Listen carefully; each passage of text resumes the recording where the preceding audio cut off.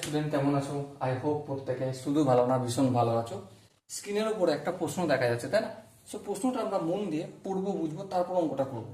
কি বলেছে দেখো, বলেছে যে এবিসি ত্রিভুজের এবি ও এসি বাহুর মধ্যবিন্দু যথাক্রমে এক্স ও ওয়াই যদি BC plus x y equal to 12 একক হয়, তাহলে বিসি মাইনাস এক্স ওয়াই এর মান কত?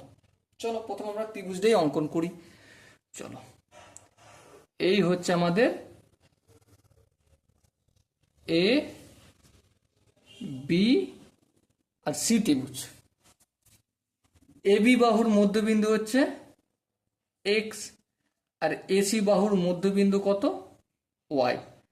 এই দুটোকে যোগ করে দিলাম, তাহলে এক্স ওয়াই বিসি সমান্তরাল।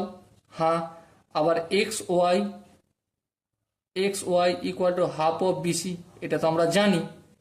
আচ্ছা, এবার কোশ্চেনে কি বলেছে দেখো, বিসি, এই BC plus x y equal to 12 একক।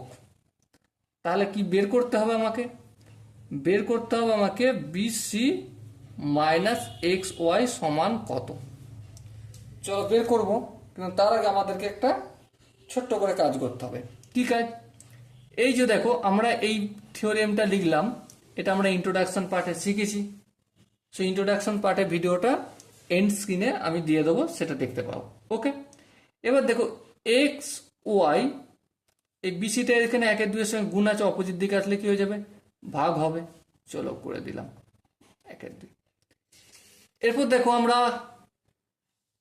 যোগ ভাগ প্রক্রিয়া জানি। হ্যাঁ, যোগ ভাগ প্রক্রিয়া করব। হ্যাঁ করব। তাহলে x y plus BC by x y minus BC equal to 1 plus 2 by 1 minus 2। Okay,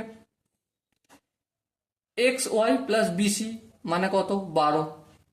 R x y minus বিসিটা রেখে দিলাম, ইকুয়াল টু কি? এটা 3 আর এটা মাইনাস 1।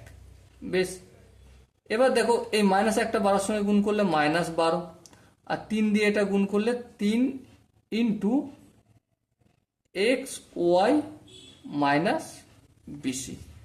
এবার বোথ সাইডকে আমি মাইনাস দিয়ে গুণ করব। হ্যাঁ, মাইনাস দিয়ে গুণ। আচ্ছা, 3টে এদিকে আনি আগে। Minus 12/3 equal to x y minus BC. তাহলে 3 4 12। তাহলে এদিকটা কি হলো? মাইনাস 12। মাইনাসকে প্লাস করতে গেলে একটা মাইনাস দিয়ে গুণ করব, তাহলে এদিকটাও কি হয়ে যাবে? BC minus x y. তাহলে বিসি মাইনাস এক্স ওয়াই এর ভ্যালু কত পেলাম? 4 পেলাম, 4 একক। সো এখানে দেখো যে 4টে অপশন আছে, তার মধ্যে option C is the right answer. I hope এই কোশ্চেনের কনসেপ্টটা তোমরা প্রত্যেকে বুঝতে পেরেছো। যদি কনসেপ্টে কোনো জায়গায় বুঝতে অসুবিধা হয়, ডাউট থাকে, তাহলে কি করতে হবে? কমেন্টে অবশ্যই জানাতে হবে। ওকে, সো ডিয়ার স্টুডেন্ট, দেখা হচ্ছে পরবর্তী সেশনে। ততক্ষণ পর্যন্ত ভালো থেকো, সুস্থ থেকো এবং জয় হিন্দ।